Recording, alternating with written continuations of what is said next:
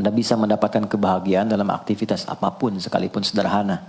Tapi ketika kebahagiaan itu tidak diiringi dengan ridha Allah, rasanya itu akan selalu sementara. Kita butuh momen-momen baru untuk mendatangkan kebahagiaan itu.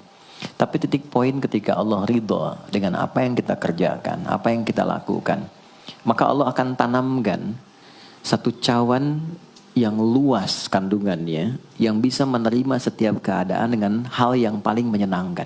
Apapun yang kita lihat selalu nyaman. Yang kita dapati, kita ridha dengan apa yang Allah berikan. Keadaan itulah yang oleh Nabi itu diungkapkan dengan komen yang sangat simpel tapi dalam isinya. Kata Nabi, ajaban di amril mu'min. Orang beriman itu kalau benar imannya, maka kehidupan itu mengagumkan. Bila dia mendapatkan kesuksesan, dia iringi dengan kesyukuran. Sehingga sifatnya tetap proporsional. Dia sukses tapi ada keseimbangan dengan syukur. Sehingga tidak berlebihan menyalurkan kesuksesannya itu. Dan dengan sifat berlebihan itu hanya memberikan beban pada dirinya. Saya pernah sampaikan kan, di kesuksesan itu identik dengan gaya hidup. Rumus gaya di fisika itu kan selalu F1 banding lurus dengan F2. Apa yang didapat itu yang keluar. Tapi orang tidak boleh lupa bahwa F itu selalu berbanding lurus dengan P. Gaya berbanding lurus dengan tekanan, hukum Pascalnya. Semakin banyak gaya, semakin tertekan hidupnya. Itu bandingan nilai kehidupannya. Nah, jadi gaya itu diperkenankan. Karena itu bagian dari energi. W sama dengan F dikalikan S. Hukum energi kan begitu. Jadi hidup nggak mungkin kalau nggak ada energi. Tapi energi yang terbaik itu akan dihasilkan membawa kesuksesan kebahagiaan ketika ridha Allah tertanam. Saat dia sukses, dia bersyukur sehingga proporsional. Saat dia merasakan duka pun dia nyaman karena punya sabar. Nah, sabar itu mahal. Di Jepang ada banjir, itu bisa minta maafnya luar biasa, tak tahan dia bunuh diri. Di kita banjir bisa berenang. Itu gambaran.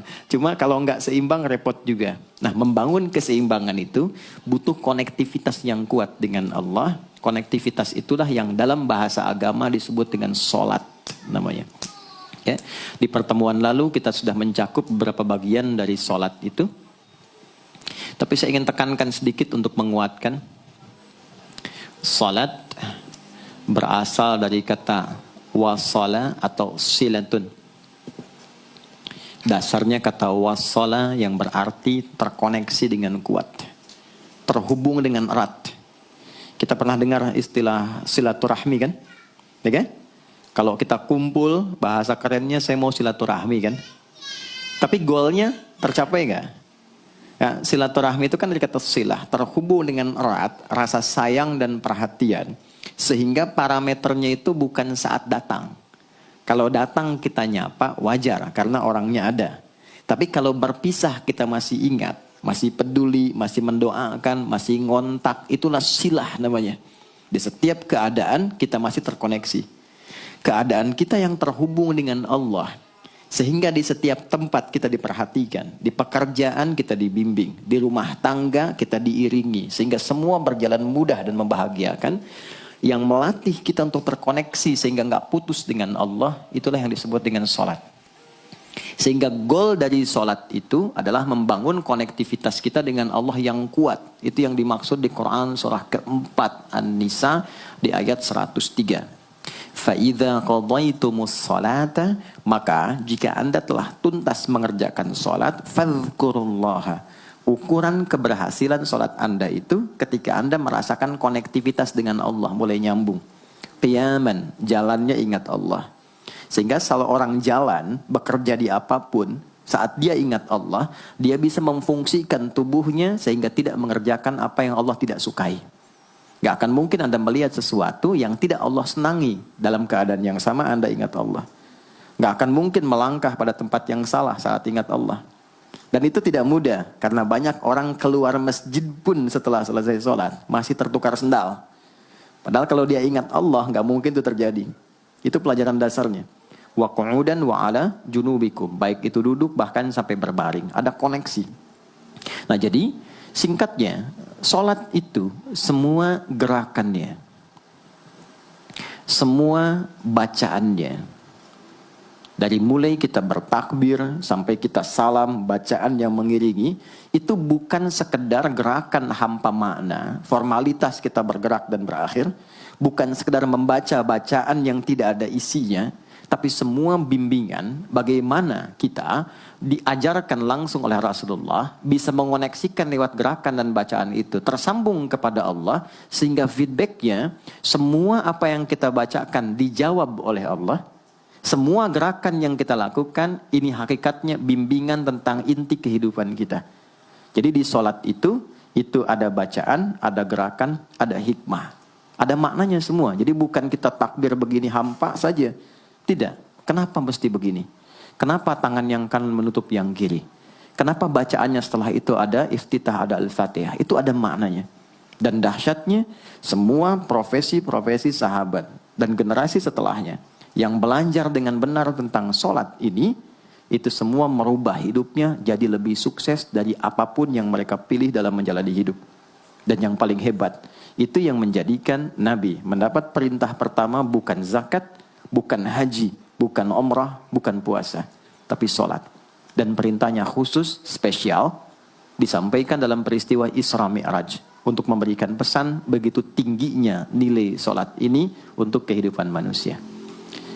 Mohon izin maaf bagi teman-teman yang baru bergabung, supaya tidak banyak mengulang, teman-teman bisa cek kembali di pelajaran sebelumnya. Kita kemarin telah selesai di pembahasan iftitah dengan tangan kanan meletakkan di punggung yang kiri, lalu kemudian diletakkan di atas dada seperti ini.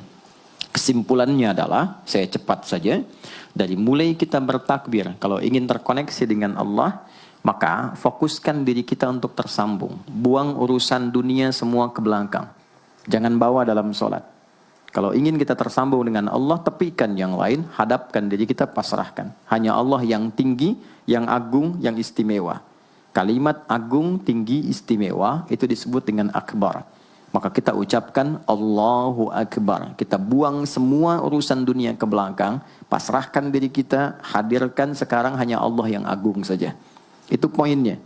Kenapa problemnya? Tidak sedikit orang sholat itu sulit menemukan kekhusyuan. Karena dia bertakbir masih membawa dunia. Dia tidak sholat dengan memahami gerakan takbirnya. Dia jadikan sebagai formalitas. Apakah benar? Secara fikih benar. Gugur kewajiban, dapat pahala sesuai keikhlasan. Tapi value dari sholat yang mahal itu nggak dapat. Itu poinnya. Buang semua urusan dunia.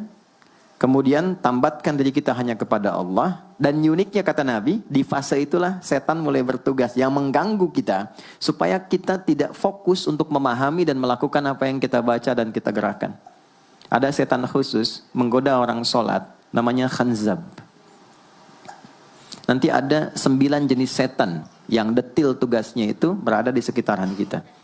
Mungkin satu kali Mas Baim kita belajar tentang fikih setan. Belum pernah ada kan ya? Anda kalau ke sini cuma tahu jalan yang lurus, nggak tahu macetnya, nggak tahu lubangnya, sulit menghindarinya. Kebanyakan orang belajar tentang malaikat, tapi nggak belajar setannya, sehingga nggak tahu setan apa yang sedang memprovokasi dirinya. Di Quran, malaikat disebutkan 88 kali, setan disebutkan 88 kali. Kalau kita cuma dengar motivasinya, nggak tahu provokasinya, kita nggak tahu bagaimana cara menghindari yang ini. Itu poinnya. Khanzab itu dia menggoda orang sholat, dimulai dari takbir. Jadi kalau belum takbir, Anda bisa merasa fokus apa saja. Nggak percaya silakan. Sebelum takbir tuh bisa siap fokus. Tapi begitu Anda mulai bertakbir, di hadis riwayat Abu Daud, Allahu Akbar, fayaqulu syaitanu. Maka di sini setan mulai tugasnya untuk mengganggu orang supaya nggak dapat nilai-nilai tadi. Maka dia berkata, udhkur kadza. Kamu ingat ini ya, kamu ingat itu ya. Betapa Anda memulai dengan membuang semua urusan dunia. Tapi kalau sudah takbir, itu setan yang install. Masuk sendiri dia. Makanya kalau nggak percaya silakan nanti zuhur tuh ya. Begitu Anda takbir, itu masuk semua. Ingat ini, ingat itu, mobil parkir di mana. Sampai ceramah saya sekarang pun itu akan masuk. Ingat ya, ada setan yang goda. Nah itu setan itu. Itu setan sendiri. Membuat kita itu begitu lupa. Sampai lihat ujung hadisnya. Hatta la yash'ural musalli kam raka'atan yusalli. Sampai nanti akan ditemukan orang sholat. Dia tidak sadar berapa rakaat sedang menunaikan sholatnya. Nah, itu kalau Nabi sampaikan pasti terjadi. Poin. Untuk kita bisa mengatasi itu, poinnya apa? Quran surah ke-29 dulu, ayat 45. Quran surah 29, Al-Ankabut, ayat 45. Di Islam tuh uniknya begini, istimewanya. Nggak ada satupun ibadah yang hasil kreasi manusia. Semua terukur. Ini dalilnya, alasannya, landasan kita ibadah itu dari Tuhannya ini. Penjelasan contohnya ini dari Nabi. Pakemnya begini, kodifikasi ilmunya seperti ini. Sehingga terjaga sampai kapanpun. Dan tidak ada satupun yang kita kerjakan dalam ibadah, kecuali semua punya landasan yang kuat. Dan hebatnya diterangkan. Ini caranya, ini bacaannya, ini maksudnya seperti ini hikmahnya. Kenapa Anda begini? Kenapa begitu? Hasilnya apa? Ketika seseorang sedang memulai sholatnya, dari awal dia pengen fokus, tapi ketika dia mulai bertakbir, muncul godaan, maka sebelum sholat ditunaikan, Allah sudah ingatkan, Utlu ma uhya ilaika minal kitab. Utlu itu dari kata tilawah. Artinya baca, pahami, amalkan apa yang telah dipahami itu. Jadi sejatinya sebelum sholat, kata Allah kalau ingin menikmati sholatnya, ingin tahu value dari sholat dan dihasilkan seperti orang dulu meraihnya, maka jangan kita terfokus untuk formalitas saja. Yang penting benar bacaan, takbir sampai salam terjaga. Betul, sekali lagi, itu menggugurkan kewajiban, formulasinya selesai, secara fikih tuntas, tapi hikmah sholat yang tadi itu kita nggak dapat. Maka yang terjadi apa? Baca dulu, tilawah, utlu, baca, pelajari dulu, sebelum sholat. Kemudian pahami, kenapa takbirnya begini? Kita kemarin sudah belajar. Kenapa tangan kanan menutup yang kiri? Apa maksudnya sampai kita diperintahkan sholat? Bagaimana kemudian saat kita baca Al-Fatihah? Kenapa yang dibaca itu? Apa yang jadi bimbingan dari Al-Fatihah untuk kehidupan kita? Kalau sholatnya seperti itu akan merubah hidup kita. Itu langsung Allah sampaikan demikian. Lalu kerjakan, wa aqimis shalah, tunaikan sholat seperti aku tadi isyaratkan, kata Allah. Inna sholata tanha 'anil fahsya wal munkar. Maka jika engkau menunaikannya seperti itu, sholat akan merubah hidupmu. Itu kata Allah tuh. Minimal mendorong kita berbuat jadi lebih baik. Jadi bukan sekedar menjadikan kita pribadi baik, tapi semua yang kita kerjakan menjadi lebih baik. Itu sholat. Itu yang bisa merubah seorang Jundub bin Junadah yang dikenal dengan Abu Dzar Al-Ghifari. Ini teman-teman, kenapa Ghifar itu viral? Ghifar itu adalah desa pembegal. Jadi semua sekampung begal semua. Sekampung. Pimpinannya namanya Jundub bin Junadah. Jundub bin Junadah. Singkatnya masuk Islam. Saat masuk Islam, secara singkat saja, Nabi arahkan, diajarin sholat. Betapa sholat merubah hidup beliau, jadi lebih baik. Kembali ke kampungnya, mengajarkan, singkatnya apa? Madinah heboh dengan kedatangan tapak kaki, yang ternyata itu orang-orang Ghifar. Sekampung kurang lebih masuk Islam, dan berubah jadi orang baik semua. Merubah hidup mereka. Jundub orang sukses, setelah itu jadi ustadz.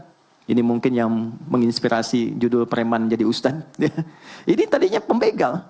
Pembegal semua. Sekampung sukses, jadi orang baik, aktivitasnya berubah, lebih berkualitas. Untuk memberikan inspirasi ke generasi masa depan. Bahwa kami dulu pernah begini, dengan sholat kami berubah, kesuksesan kami raih, maka diviralkanlah nama daerahnya. Tambahkan al di depannya, ujungnya tutup dengan i.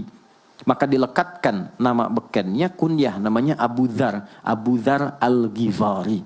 Al-Ghifari itu untuk memberikan kesan begini, saya ini dari Ghifar. Itu kampung jelek, desa tempat pembegal, tapi Islam merubah, saya menjadi lebih baik. Sholat mengarahkan saya punya kualitas hidup yang lebih baik. Itu poinnya. Sejak peristiwa itu, orang-orang Islam dari manapun yang bukan Arab, itu selalu melekatkan nama daerahnya untuk mengenalkan. Islam pun sudah sampai ke tempat saya. Buktinya, saya menjadi baik. Ada namanya Muhammad, punya bapak namanya Ismail, punya kakek namanya Ibrahim, kakek buyutnya Al-Mughirah, eyang buyutnya Al-Bardizbah, tinggal di kecamatan Ju'fah, kabupatennya Bukhara, provinsinya Khorasan, negaranya Uzbekistan sekarang. Maka karena dari Bukhara, dia kenalkan diri, datang ke daerah Arab, saya dari Bukhara. Rumus yang sama, tambahkan al di depannya, ujungnya i. Maka dia katakan, ana al-Bukhari. Itulah Imam al-Bukhari. Bukan orang Arab.